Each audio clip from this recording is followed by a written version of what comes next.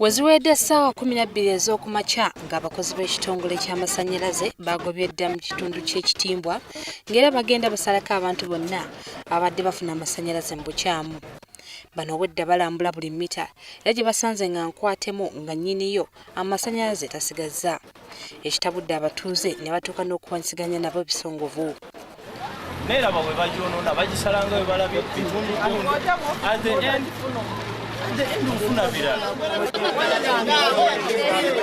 kyokka poliisi ebadde okulaba ng'embeera tesajjuka ng'eno bakira yekubirira abatuuze obutalwanagana n'abakungu ba UMEME.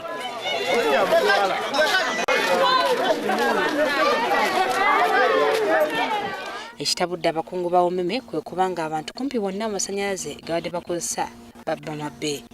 Gye buvuddeko twafunamu obuzibu era ng'era tugezaako kulwanyisa bubbi twaliko Nakirubi eyo Kangulumira Nazigo wakyaliwo obuzibu bunene ku mbeera mita zaffe ze zibeeramu abantu bazibayipasinga babazisaako amasannyalaze amatonotono ne babanga bbiiru zaabwe zijja ntono okusinziira ku masannyalaze ge tuba tubawadde.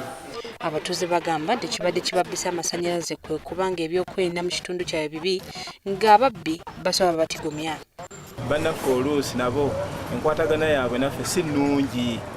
Begamba oluusi bakozesa obukambwe bw'amaanyi nnyo ate oluusi n'ekirala nti n'emisomo gyennyini kyandibadde kirungi abantu bano banga basomesa emisomo. Gatutadde mu bunkenke abantu bajja kuba babbibwa ate so gabadde gatuyamba engeri ke gavuddemu ate ennaku nkulu tugenda kubanga tweraliikirira nnyo.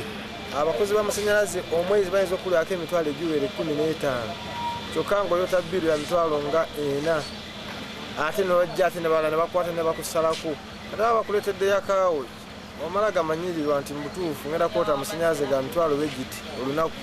Wabula birungi agamba nti ebikwekweto nga bino tebagenda kubikomya wano wokka bakutalaga ebitundu bya Bugerere byonna okuzuula ababba amasannyalaze era ng'enkola yayaka nayo bagenda kutandika okugibisaayo okusobola okulwanyisa obubbi bw'amasannyalaze. Abamu baziteeka mu speed limit aba yalowooza nti akekkereza naye ate mu kukekkereza okwo yeesanga nga bwe tukizuula nti middala mita eyo yagiyonoona tugitwala mu workshop ne tugitesitinga ne tulaba error rate yaayo bwe tusanga nti oba bitundu 20 ku buli 100 byebibalibwa ku masannyalaze ge tumuwadde awo tumuwa fayini yaago agasigaddewo ekinaana ekyo kyataabaze kye tumubalira. Ebintu bingi eby'amasannyalaze biboyeddwa muno nga mulimu mita, waya, katawutu n'ebirala bingi nga tibikumira ku kitebe kya UMEME e Kayunga nga bwe balinda abakugu okubyekebejja.